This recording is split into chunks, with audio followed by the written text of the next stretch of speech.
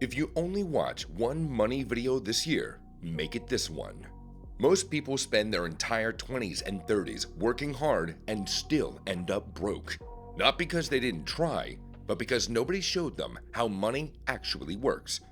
I learned this the painful way, but today, I'm handing you 7 cheat codes that will put you financially ahead of 95% of people your age.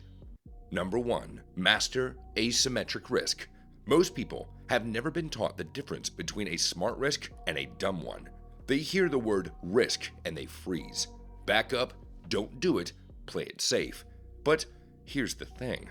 Playing it safe is still a risk.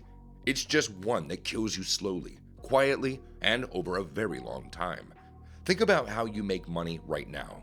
You show up, you work, you get paid. You come back tomorrow and do it all over again. But here's the ceiling that nobody talks about. There are only 24 hours in a day. You can only sell so many of them before your body runs out. That's not a wealth strategy. That's a treadmill with a biological expiry date. Now, picture this. You spend $500 building a small side project, a simple product, a service you offer online, a content page with a niche you already know about. Maybe it flops. You lost $500 and a few weekends. That's the worst case. But if it works, that tiny experiment could become the thing that rewrites your entire financial story. The downside was small and fixed. The upside had no ceiling. That idea has a name: asymmetric risk. It sounds complicated, but it's really just this. Find bets where you can lose a little bit but win a lot. Ray Dalio, one of the most successful investors alive, built his career around exactly this kind of thinking. And the math behind it is almost unfair. Take 10 small bets like that. 9 of them fail, you lost 9 small amounts of money. But if one of them wins big, you just change the entire trajectory of your life. Stop waiting for the sure thing. Sure things don't move the needle. Small, smart bets with massive upsides do. Number 2. Kill the ego overhead. Here's a question worth sitting with. How many people do you know who earn decent money, but somehow never seem to actually have any? You've seen it. The guy with the new car, the fresh sneakers, the Instagram account that looks like a highlight reel. And somewhere behind it all, he's quietly stressed about next month's rent. Then there's someone else. No flashy posts, no brand name anything, who just quietly bought her second property at 27. Same city, roughly the same starting income, completely different outcomes. There's a trap that scientists actually gave a name to. It's the hedonic treadmill. Here's how it works. Every time you upgrade your life, new car, nice apartment, better phone, your brain resets its idea of normal. What felt exciting last year just feels like Tuesday now. So you need more to feel the same. You earn more, you spend more, and somehow the feeling stays exactly where it was. You run faster just to stay in place.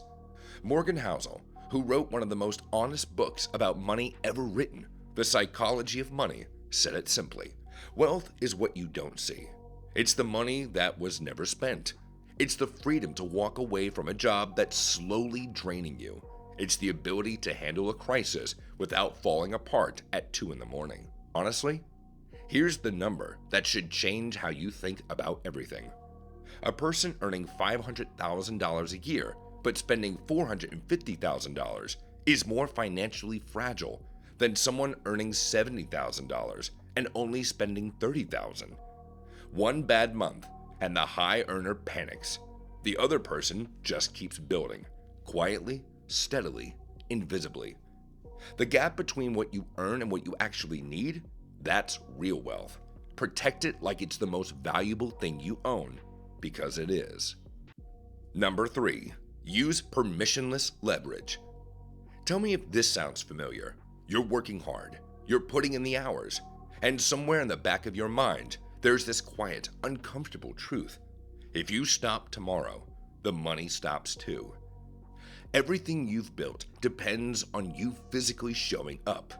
That feeling? That's not a career. That's a very expensive cage. Over 2,000 years ago, the mathematician Archimedes said something that still hits hard today. Give me a lever long enough, and I shall move the world. He was talking about physics, but he was also describing the only real way to build wealth without running yourself into the ground. Here's what a lever looks like in real life. You write something useful and put it online. It can still find the right person 2 years from now while you're asleep. You build a simple tool or a digital product. It can serve 100 people in a single day without you lifting a finger for each one. You create a piece of content. It can reach 1 million people without you being in the room. Your effort multiplied without you being there. The difference between someone who earns $50,000 a year and someone who earns $50,000 a month is rarely a talent. It's almost always leverage. One person gets paid for showing up. The other built something that gets paid whether they show up or not. And here's the part that most people miss. The most powerful levers today, content, digital products, online services, they don't require anyone's permission. No boss to approve it, no degree, no license, no committee, just a decision and a start.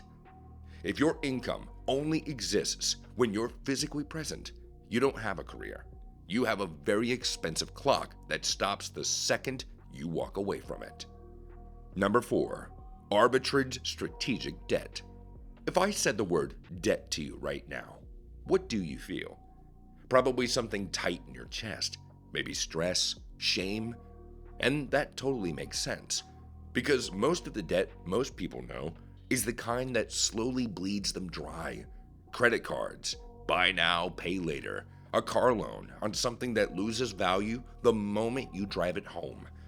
But here's the myth that quietly is keeping a lot of people broke. All debt is bad. It isn't. There's debt that eats your future, and there's debt that builds it. Most people only ever meet the first kind. Think about it.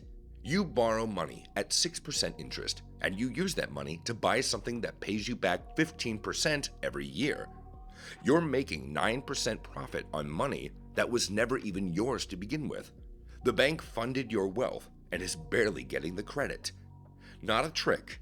That's basic math that the wealthy quietly understood for generations. Rich people don't avoid debt.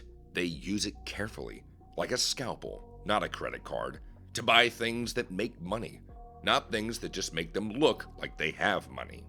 Here's the simple rule that will save you years of pain. If a debt puts money back into your pocket every month, through rent from a property, returns from an investment, savings on your taxes, it's a tool working for you.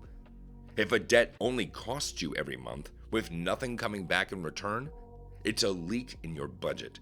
And most people are drowning slowly because of leaks they choose to create. Start seeing debt not as a good or bad, but as an honest question. Is this working for me or against me? Number 5. Build the skill stack. Here's a belief that's quietly ruining a lot of careers. The idea that to make serious money, you have to become the best in the world at one specific thing. So, people spend years grinding, trying to reach the top 1% in marketing, coding, or design. And then they look up and wonder why the results never match the effort. But think about this honestly. What's rarer? The best coder in the world? Or a great coder who can also pitch ideas to a room full of investors and knows how to build an audience online? The second person is almost impossible to find. The first one, there are thousands competing for the same roles right now. Scott Adams, the guy who created Dilbert, wrote about this idea years ago, called it the skill stack. The concept is simple. Instead of spending a decade trying to reach the absolute top in one field, get genuinely good, top 10%, at 3 or 4 skills that most people don't combine. Sales plus data, writing plus psychology, tech plus communication. Any combination that the market hasn't seen before in the same person. When your skills combine in a way that most people haven't combined, you stop being replaceable. You become a category of one, the only person who can do exactly what you do, exactly the way you do it. And the market pays a serious premium for people it can't easily swap out. According to research from LinkedIn's own workforce studies, the most valued professionals in the coming decade won't be the deepest specialists. They'll be the people who can work across multiple disciplines, because those people are rare. Stop asking how to get better at your one skill.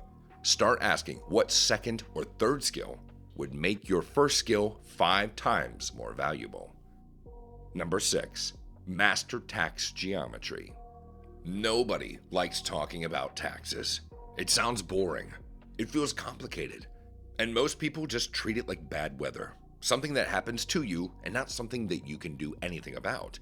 But here's the number that should make you put down your phone and actually pay attention. Between 30% and 50% of everything you earn disappears into taxes before it ever gets a chance to build your life. Not your rent, not your groceries, not your car payment. Taxes.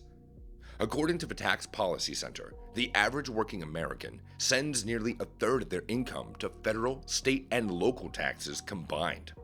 That means if you work 12 months a year, roughly 4 of those months you've worked entirely for free. 4 months gone. And most people just accept it because they don't know the rules are different depending on how you earn your money. Here's what nobody teaches you.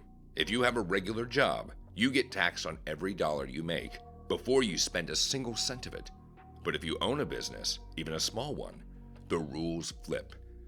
You spend on what your business needs first: tools, education, equipment, and then you get taxed on whatever's left. That's not a loophole for billionaires. That's how the tax code was designed to work for people who create and build things. Picture 2 people buying the same $1,000 laptop.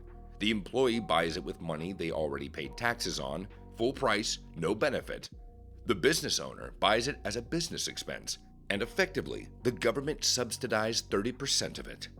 You don't need to be a millionaire to understand this. You just have to accept one truth. The rules are different for people who learn the rules. Number 7. Filter out the noise. Let me ask you something real.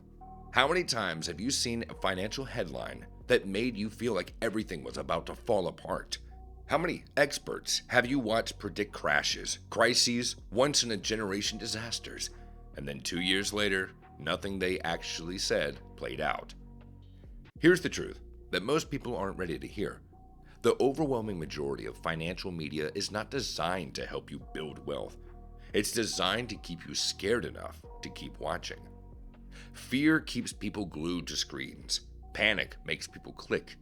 And every time someone reacts emotionally, sells when things drop, buys when things spike, someone else collects a fee on that chaos. Warren Buffett, the most successful long-term investor alive, once said something that sounds almost too simple to be true. The stock market is designed to transfer money from the impatient to the patient. He said for decades that he ignores short-term predictions because they tell you almost nothing useful about where things are actually going. Real wealth builders aren't refreshing stock prices at midnight. They're reading books written 30 years ago and still hold up. They're studying how economies have moved across decades, not days. While everyone else is debating the expert of the week, the quiet ones are staying consistent and ignoring the noise. There's a thinking tool called inversion, and Charlie Munger, one of the most sharp financial minds of the last century, swore by it. Instead of asking, "How do I get rich?" ask, "What would guarantee I stay broke forever?" Chasing trends, making emotional decisions, paying high fees on things I don't understand, believing every headline.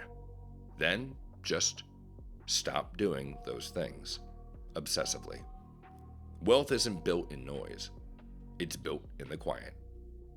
Thank you for watching the video if you made it through the entire one. If you want more wealth tips like this, make sure to like, subscribe, and comment below.